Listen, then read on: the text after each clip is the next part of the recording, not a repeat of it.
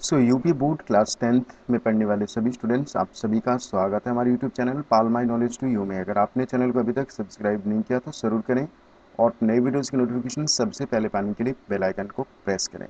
तो इस वीडियो में आप देख रहे हैं संस्कृत पद्य पीयूषम का 10वां पाठ उपनिषद सुधा अर्थात उपनिषदों का अमृत।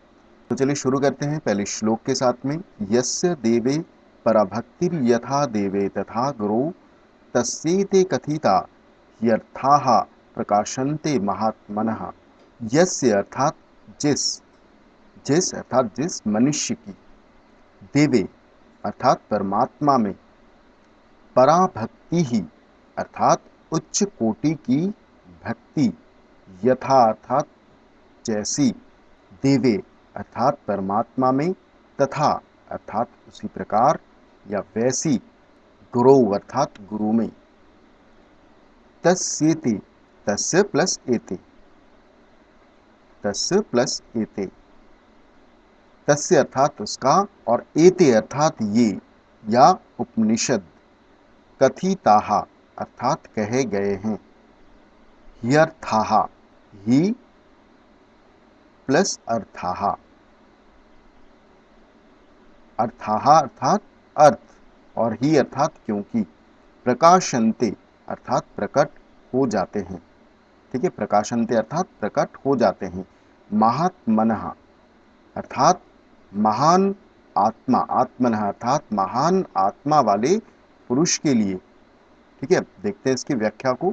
तो यस्य अर्थात जिस पुरुष की परमात्मा में उच्च कोटि की भक्ति है, पराभक्ति अर्थात उच्च कोटि की भक्ति है, यथा अर्थात जैसी भक्ति परमात्मा में है, देवे अर्थात परमात्मा में है, तथा अर्थात वैसी भक्ति अपने गुरु में भी है।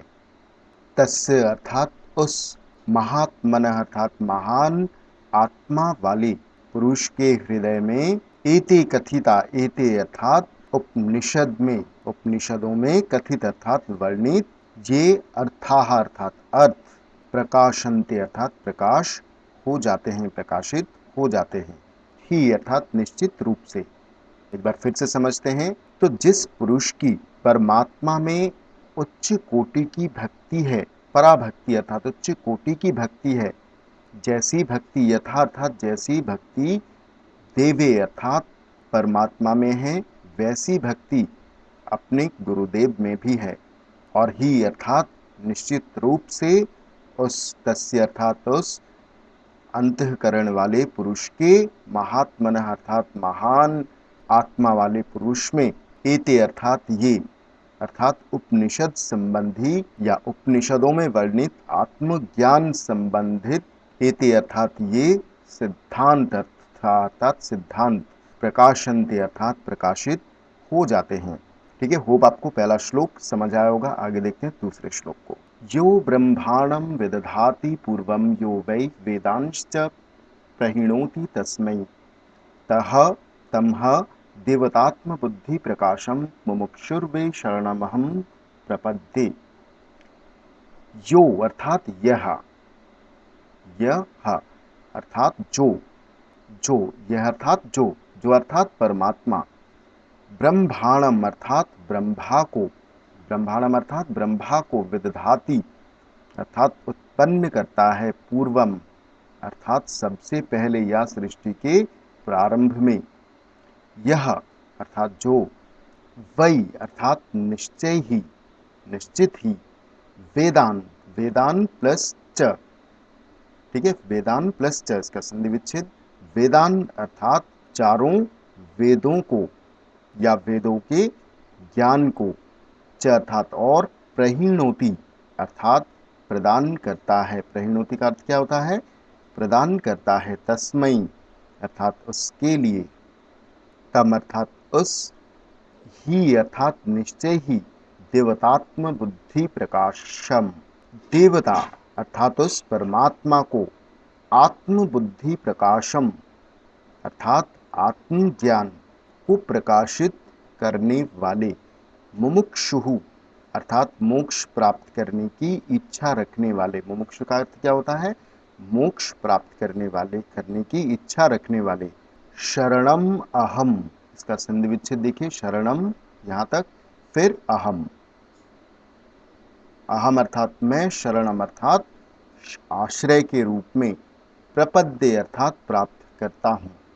ठीक है, देखते हैं इसकी व्याख्या को। यह अर्थात जो परमात्मा पूर्वम अर्थात सर्वप्रथम अर्थात सृष्टि के प्रारंभ में, ब्रह्मांडम अर्थात सृष्टिकर्ता ब्रह्मा को, विदधाति अर्थात रचता है, च अर्थात और, जो, वही अर्थात निश्चय ही, तस्मै अर्थात उस, ब्रह्मा के लिए, वेदान अर्थात वेदों के ज्ञान को, प्रहीणोति अर्थात भेजता है या ज्ञान को प्रदान करता है। प्रहीणोति का अर्थ क्या होता है? प्रदान करता है। तम अर्थात उस आत्मज्ञान को प्रकाशित करने वाले देवता अर्थात परमात्मा की, मुमुक्षुर्वे अर्थात मोक्ष की इच्छा रखने वाला, मैं अहम अर्थात मैं, ही अर्थात निश्चय ही, शरणम अर्थात उसकी शरण को, प्रपद्य अर्थात प्राप्त करता हूँ। ठीक है, आपको समझ में आ गया दूसरा श्लोक। आगे देखते हैं तीसरे श्लोक को। मनो ही द्विविधम प्रोक्तम शुद्धम चाशुद्धमेव च, अशुद्धम काम संकल्पम शुद्धम काम विवर्जितम। मनो अर्थात मनः, मनः का अर्थ अंतःकरण की चित्ता, चित्ता या हृदय। तो मन का अर्थ क्या होता है? हृदय, मन। ही अर्थात क्योंकि, द्विविधम अर्थात दो प्रकार का। द्विविधम का अर्थ क्या होता है? विधि अर्थात प्रकार, द्वि अर्थात दो, अर्थात दो प्रकार का। प्रोक्तम अर्थात कहा गया है।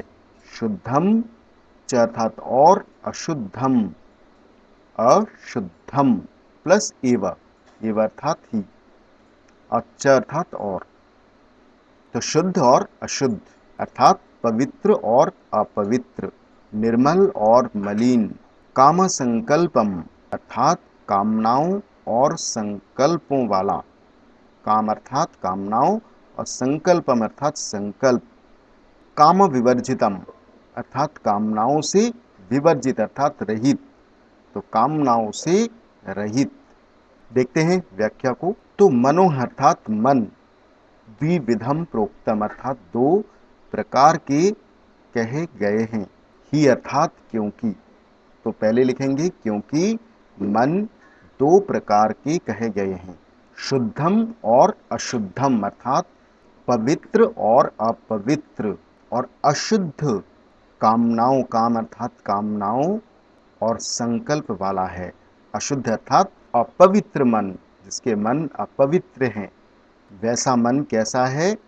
कामनाओं और संकल्पों वाला है। जबकि पवित्र शुद्धम अर्थात पवित्र मन, काम विवर्जितम अर्थात कामनाओं से रहित होता है।